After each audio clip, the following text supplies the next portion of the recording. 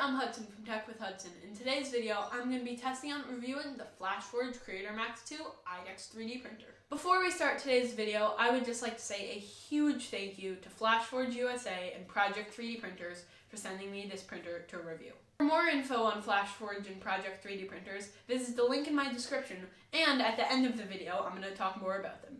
Now let's get into the video. The first thing that I would like to say about this printer is the assembly. I was so impressed with how easy the assembly was. For example, I thought I would need to install and put together the whole tool head on these tool heads, but all I had to do was put in 4 screws and install them, which were pre-made. And if you want to install the magnetic bed, all that you have to do is take off the 3M adhesive, put it on, boom, you're done. Oh yeah, and all you have to do is install 2 screws on each of the 2 metal things off to the side, so when one nozzle isn't in use and it's off to the side, filament doesn't flow out of it. Now let's talk a little bit about the enclosure. So if this is your first 3D printer, or you're thinking about getting this as your first 3D printer, you might be wondering, what's an enclosure? So basically what an enclosure is, it's this plastic door and this plastic top, and this is removable, and this you can just open and close with magnets. And it keeps all the heat and air inside of here, so there's very little airflow, so the temperature stays completely consistent. And it's awesome for using high temperature materials, including ABS. I haven't tested ABS out on this printer myself yet, but I definitely will in a later video. Another really good thing about the FlashForge Creator Max 2 is that it comes with a full-size SD card. That means that you don't have to buy an adapter or anything if you don't have a micro SD card slot. This comes with a full-size SD card instead of a micro SD card, so it's so much easier to just put it in my computer, take it out of my computer, plop it into the printer, snap it into the printer, and boom, you're ready to print. Oh yeah, and about that touchscreen display I was talking about earlier, there's so much stuff that you can do within it. For example, you can calibrate it, you can level your bed, you can load filament, you can unload filament, you can start, stop prints, you can make the prints faster, slower. It's just so incredibly convenient. And one huge plus about this printer is transportation. In order to transport it, you don't have to take anything apart. All you really got to do is take off the filament, hold the 2 handles, pick it up, walk away, and boom, you've transported it. Also, the build volume is 200 by 148 by 150 millimeters. So that means it's not the biggest, but for what it can do with its IDEX capabilities, it's really not bad. Also, it's not that small. Also, the print speed is 10 to 100 millimeters per second, so it can print really fast. And also, one thing that I realized, as this being my first dual extrusion 3D printer, or definitely my first IDEX 3D printer, is that it has a little shell around the print, and I'm going to have a bigger image of it on screen. But the shell, I thought that was the original print, and when I was printing a Benchy at first, I thought it looked terrible, to be honest, and it looked nothing like a Benchy. But then I scraped it off the bed, and then I looked at it, and I was amazed at how well it printed under the shell. And I'm pretty sure the shell is there. I don't know what those towers are called on other printers. I know the Mosaic Palette 2 and 2S, they have a tower where they merge all the filaments. But on this, the shell, it's just amazing how you're able to have a shell right on top of it and then pop it off, and then there's a perfect print right under it. And speaking of the print quality, there are some images on screen right now, and it's so hard to see the layer lines, and it's just really, and I don't say that prints are perfect a lot, but I think these prints are really close to perfect.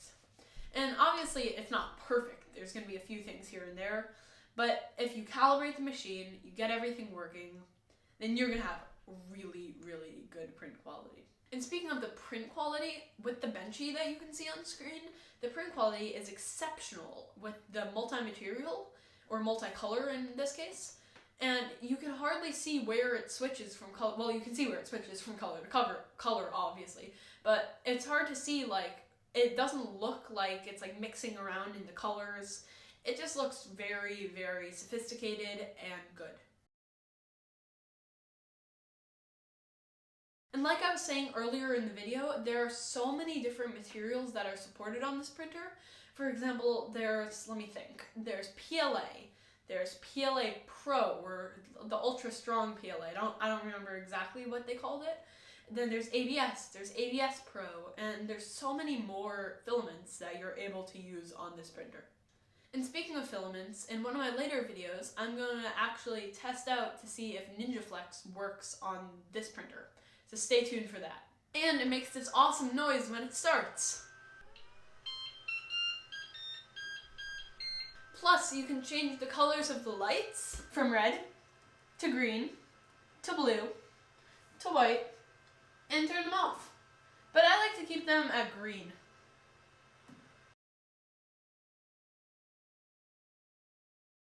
For calibration, all that you have to do is go through the menu on the touch screen. Oh yeah, there's a touch screen. And then you can level the bed, you can see how far the bed is from your nozzles, the Z calibration. And it's just so simple within the touch screen. It brings you through all the steps. You don't have to do like anything besides tightening and making the screws looser. And it's just so simple for calibration. Okay, so I've opened up FlashPrint. I've downloaded it from the FlashForge website, and basically right here, if I right-click my mouse and hold it, I can look around the print. I've inserted a print into it. This is a part of a 3D printed lightsaber, and basically what I'm going to do is you can use this to just view it, and you can change the view, or you can move it. So say I want to move it, I can move it a little bit. Or I can rotate it. So say I want to rotate it like this. Let's change it back to rotated. Oops. Reset. And I can make it bigger, I can make it smaller. And it's just so very simple inside of FlashPrint. I can actually cut it and make it multi-material. So then if I go into the extruder, I can select this. And I want mine to be in extruder 1. So I'm gonna use the left extruder, or actually, yeah, I'm gonna use the left extruder, which I call extruder 1, and then it's going to print in white, or yeah, it's gonna print in white. So yeah, now all I have to do is I press print, and then print once, oops, and then if you want, you can print it when the slicing is done with a USB cable. But I'm going to use FlashForge Creator Max 2, PLA, supports I'm going to disable, Raft I'm going to disable, and then I'm not going to have a wall. I'm going to have the resolution be high, and then save configuration, and then boom! Now all I have to do is save it to my desktop, and I've sliced a print. So if you like this machine and you want to buy it, then why don't you go to the link down in the description, which is going to bring you to the Project 3D Printers website, and from there you can buy the printer. Both FlashForge and Project 3D Printers have incredible customer support and technical support, and it's just incredible for the support that they have. And on this printer, if you buy it, let me know in the comments what color you got. So that's all I have for today. If you liked the video, please like the video. If you didn't like the video, please hit the dislike button. I like to see your feedback. And subscribe if you haven't already, if you want. See ya!